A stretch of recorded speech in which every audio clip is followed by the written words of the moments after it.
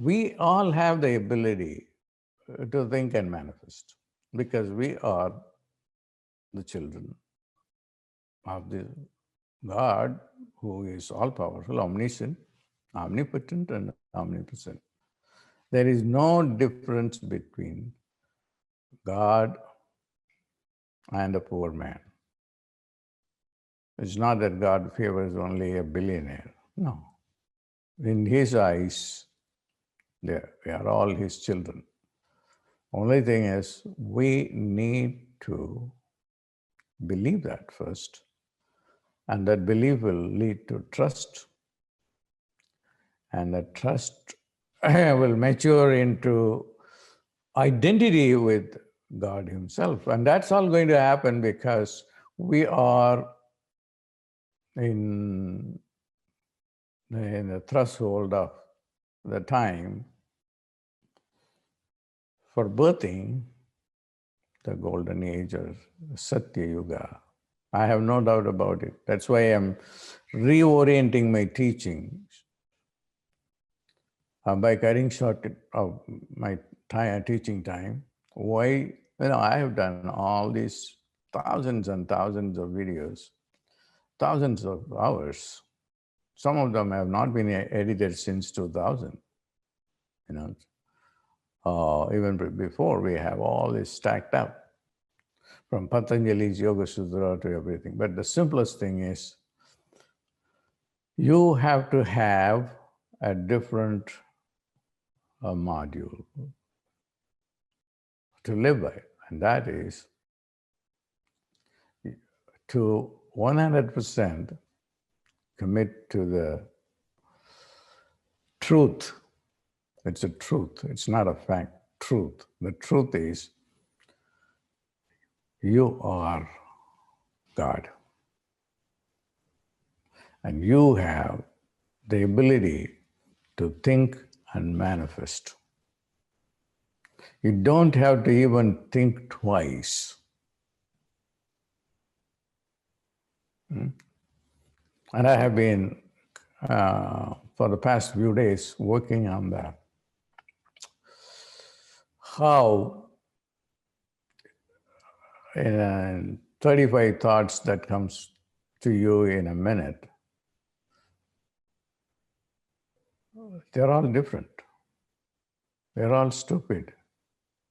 And that is where we have gone wrong.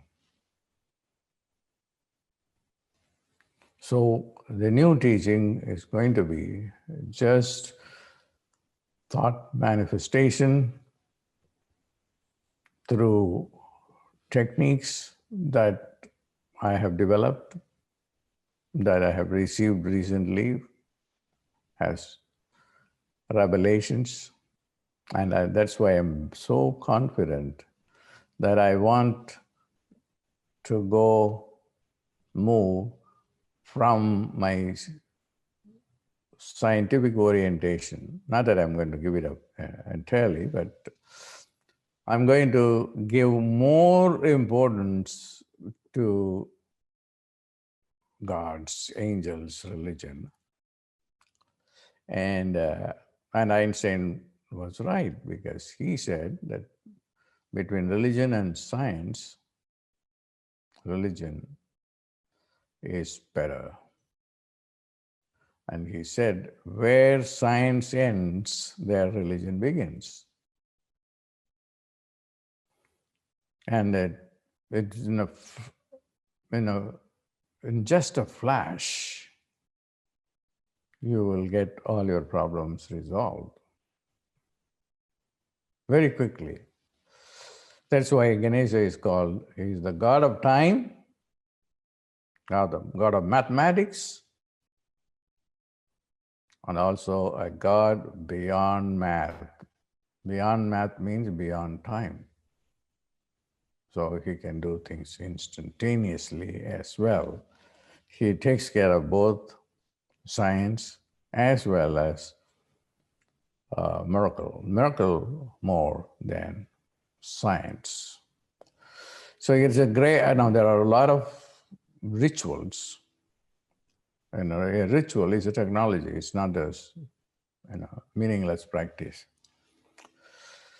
And they have to go together. Understanding of who Ganesha is, uh, neurotheologically, or, uh, or about his narrative history, a mythological history, and his appearance, all these have great value to know. As a matter of fact, I remember a person who wrote the best book on Ganesha, but unfortunately, it's in Tamil. And even worse, people don't read it because it's very intense.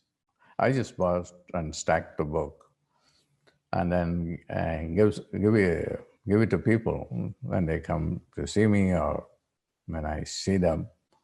But when I ask them, have you read? Nobody has read. He said, I don't have time. Great. This is that I stopped distributing it for free. So the most important point I have mentioned, I wanted to mention here, if you worship Ganesha, you don't have to worship so many gods. Just if you can just focus, too many gods are confusing. It doesn't confuse me, but if it does confuse you, or you just want to, or don't have time to do, that's only Ganesha. And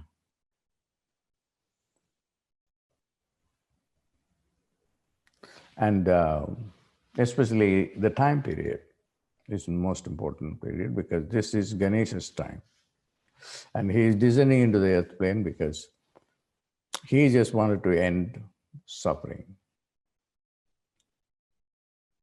and create the golden age. And whenever a golden age is created, and he is the first to come, and he initiates that. And that is really the key thing. And you will see that my teachings will be very brief, but will be very strong, final. And I'm very happy that I've been able to do this webinar for you.